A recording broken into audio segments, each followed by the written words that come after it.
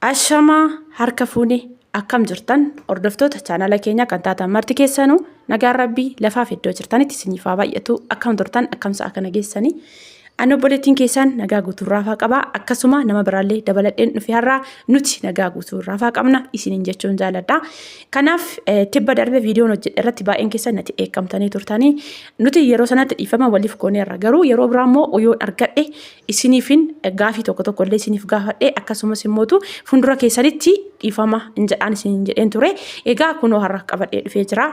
Ani dhiifama jedheen jira kunoo akkuma jalqaba isiniin jedhee mee jalqaba nagaa dursaa nagaa isin gaafatu achi booda gaafii jirus gaafii tokko kanan gaafadhu ta'a jechuudha.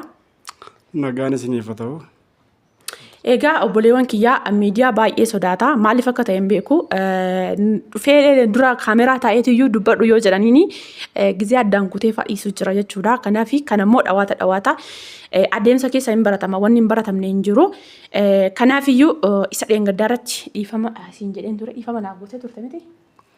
Dhiifama siif godheeni dhiifama waaqa biraa argatta dhiifama siif godheera. Eshi amma gaafii tokko si gaafadha. Isuma dheengadda guyyaa sanarraa wal qabateen jechuudha. Siif jaalala jechuun maal jechuudha? Hiika isaa wajjiniin wantoota tokko wal qabsiisii irraa nu dubbadhu. Jaalala jechuun anaaf jireenya. Kanan beeku jaalala jechuun jireenya. Jireenya jechuun immoo jireenyi jaalala keessatti argama. Jaalallis jireenya keessatti argama. Gaafa waliin jiraattee waliin jiraachuuf murteessitu wal jaallata gaafa wal jaallateetti immoo jireenyatti galtaa jechuudha. Kanaaf fakkeenyaaf amma guyyaa sanatti namoonni tokko akkasiin jiran osoo maaliif dhuguurraa maaliif ishee kaasee mana yaalaa hin geessine osoo dhugaa ta'eyyuu dhuguu filatamoo ishee fuudhee mana yaalaa geessutu irra filatamaadha jechaa ture. Maal jettaan? Dhugaa dubbachuudhaaf yoo ta'e jechuudha ani sa'aatii sanatti gaafa ni alaa barri banee ol seenu waan na biraan argarre kanan waan barri irratti argee isheedha.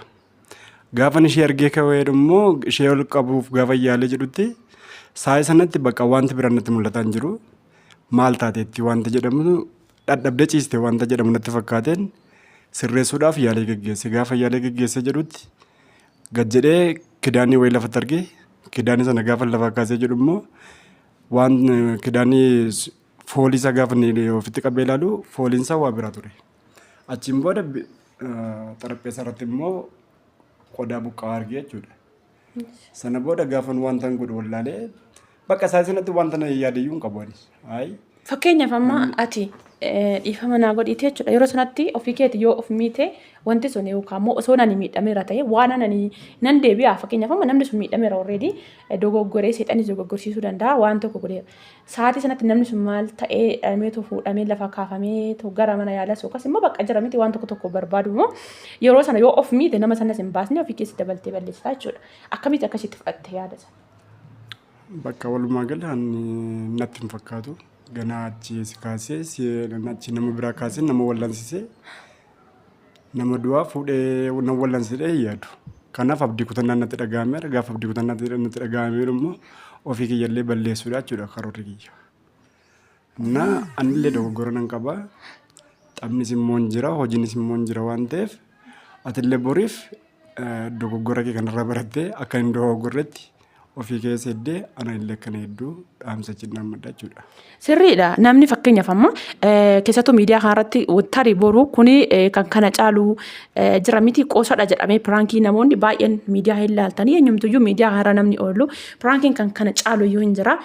Osoo baay'ee ulfaata iyyuu ta'e immoo jechuudha isa xiqqoo kanarraa iyyuu kan hin hafne sanarraa immoo akka hin hafne beekamaadha. Garuu miidiyaa hojjannaa yookaas immoo miidiyaa irraa hojjannaa maamila qabna maatii keenya waan barumsa ta'us ta'ee akkasumas immoo waan qoosas ta'ee dabarsina jennee ergaa dhufnetti immoo akka koottiin siif ibsaa waan hundumayyuu itti qophaa'uu qabda qophiidhaan jechuudha. Maaliif boru kan kana caalu iyyuu na mudachuu danda'a jettee tuuf qopheessuu qabda akka gama kootti jechuudha. Maal jetta? An sa'aatii sanatti amma yaada miidiyaa naa dhufaas hin jiru. Mucaan si bira jira. Ijoolleen maannoo addisuunii fi ijoolleen si bukkeen jiru. Isaan sa'aatii sanatti sababa isaan si bukkee jiraniif maaltu mudateeti wanti jedhamu tokko natti dhaga'ameera. Biyyaansi haaluma tokkoon namni dogoggoree waan biraa keessa galteeti immoo maal jedhee sa'aatii sanatti bakka dhiphisee yaadee jechuudhaan. Malee Achi kaasee sa'aatii sanatti si wal'aansuudhaaf wayis si fuudhee mana yaalaa deemuuf yaaliin gaggeessine. Sa'aatii sanatti yoo na danda'ameen ofii kiyya irratti hirmichaa fudhachuu ture jechuudha. Okay, walumaa galatti namoonni tokko tokko immoo akkas jedhu. Jaalalli dhugaa hin jira akkanaa jedhu.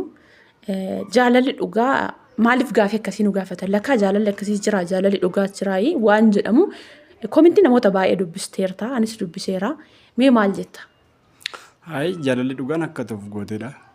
Yoo barbaadde faayidaa barbaachuuf yoo kan deemtu taate sirriidhuma sa'aatii faayidaa argattetti faayidaa fayyadamtee sana booda nama irraa goruu dandeessa jechuudha.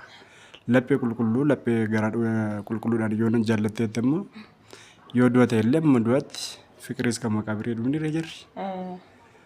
Hanga gaafa rabbii umurii nu kennee ittiin jiraannee gaafa inni immoo gargar nu baase immoo du'aan yoo gargar baanee malee ani akka kiyyatti wanti biraan wanti natti dhaga'amu hin jiru jechuudha. Jaalalli dhugaan inuma jira lafa jiru.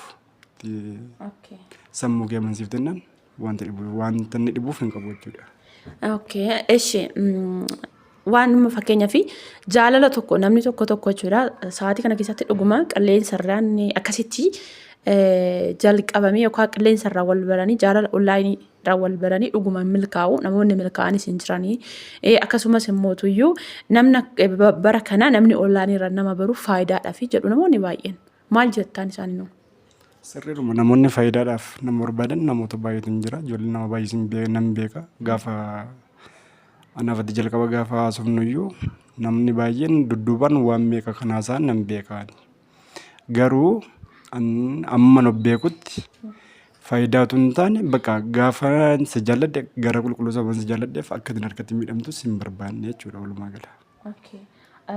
Fakkeenyaa fi jaalalli maal irratti hundaa'atte yaadda? Fakkeenyaaf nama tokko namni kun dhugaa na jaalata jettee nama sana dhugaa si jaalachuu isaattiin baruudhaa fi maaliin madaalta yookaas immoo nama tokko jaalala dhugaa ta'uu isaa kan walitti hidhu maaltu yoo gidduu isaanii jiraate jettee yaadda? Wanti jaalala fakkeenyaaf namni kamiyyuu gaafa jalqabu ani akka gama kootti jechuudha fakkeenyaan sii fudhadhaa.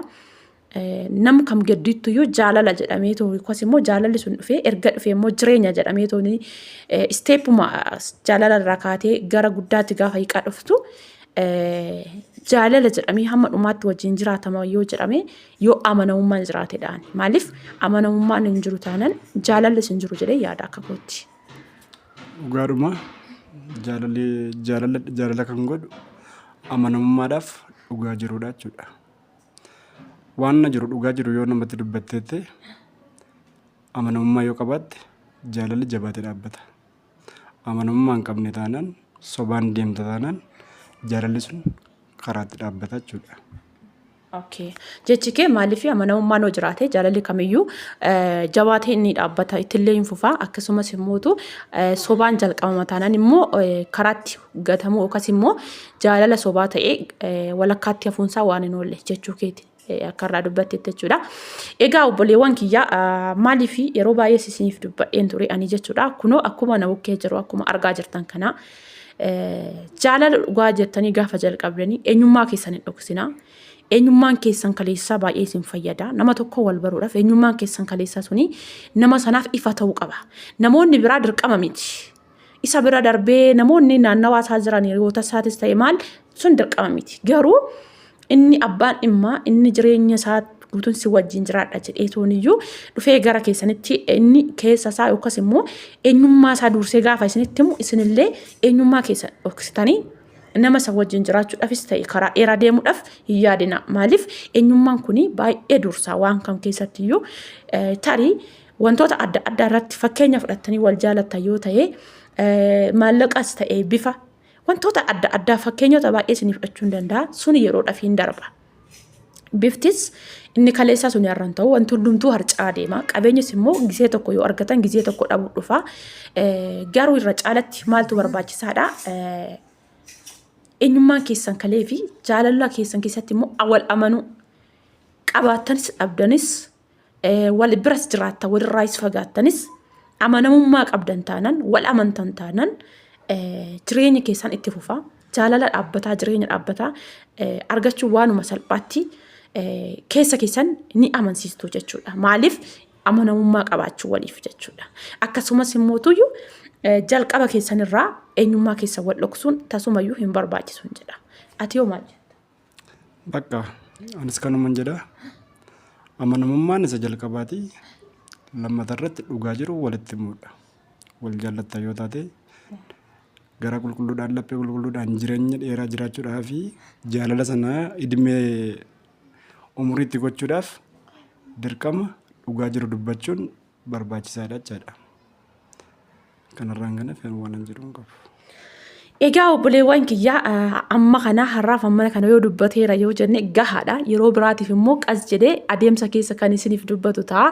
Maaliif jennaani namoonni gaafiiwwan adda addaa gaafii fakkeenyaa fi waan sammuu keessan keessa isin dhufe gaafii kana nan gaafadha naaf deebisaa jettanii yoo yaaddanii koomentiin illee dubbisan illee nan dubbisaa gaafadha itti qophaa'ee kan isin deebisu ta'a. Walumaa keenyattis immoo gaafii wal qabataa nurraa qabdan taanaan nu gaafadha rakkoo tokko hin qabu. Egaa viidiyoon keenya har'aa isuma kana maaliif jennaani yeroo baay'ee kaameraa hin sodaata garuu lafatti nan hojjedha jedha. Gaafa kaameraa dura taa'ee akkuma agartan kana miira sodaatitu qaama isaatirraa dubbifama. Sanammoo adeemsa keessa barataa dirqama miti jechuudha. Wanti hundumtuu obsaanii wanti hin baratamne hin jiru hin baratama jechuudha. Garuu hin beektan yoo ta'e hojii isaanii immoo hin beektanii agartaniis jirtu. Osoo akka sanatti namatti dheekkaman ta'e asirratti illee difratii godhatanii akkasitti garuu miti. Akka gaafa bakka hojiitti namatti dheekkamanii fi akka manatti waliyyuu hin argu jechuudha. Kanaaf turee kan isiniif sirriitti dubbatu danda'a jechuu barbaadetananii.